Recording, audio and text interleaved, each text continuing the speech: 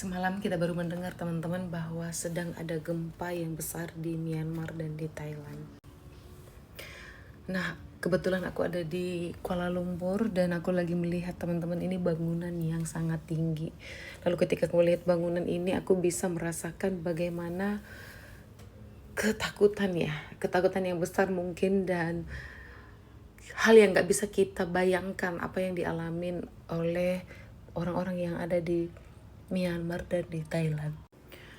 Bayangkan dalam ketinggian seperti ini ya, itu jatuh ke tanah. Nah teman-teman, sebagai orang Kristen ini, dari segi orang Kristen teman-teman ya, hal itu sebenarnya udah tidak menjadi hal yang baru untuk kita.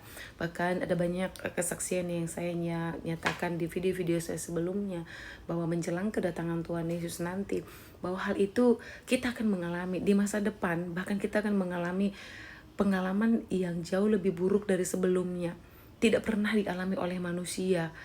Hal yang sangat menyedihkan ya. Itu sudah tertulis di dalam Alkitab, itu sudah dinubuatkan. Dan sekali lagi teman-teman, itu menjelang kedatangan Tuhan Yesus, hal itu akan terjadi secara beruntun.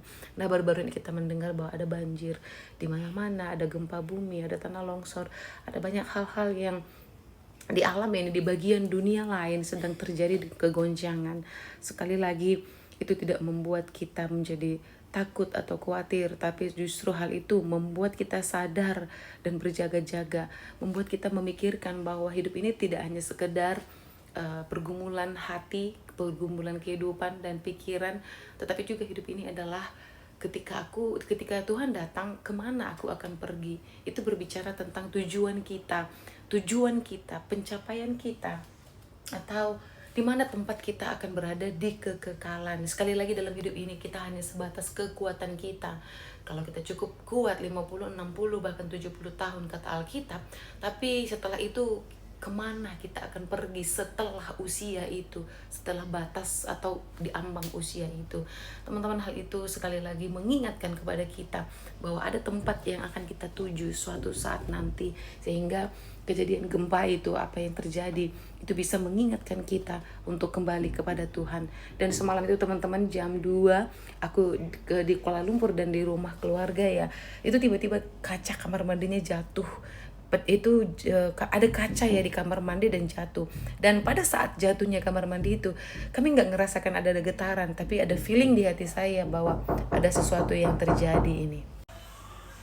Untuk itu, mari kita bersatu hati, berdoa, dan terus datang sama Tuhan. Jangan lupa ibadah, jangan lupa persekutuan sama Tuhan, dan jangan lupa untuk terus bergantung dan mengandalkan Tuhan.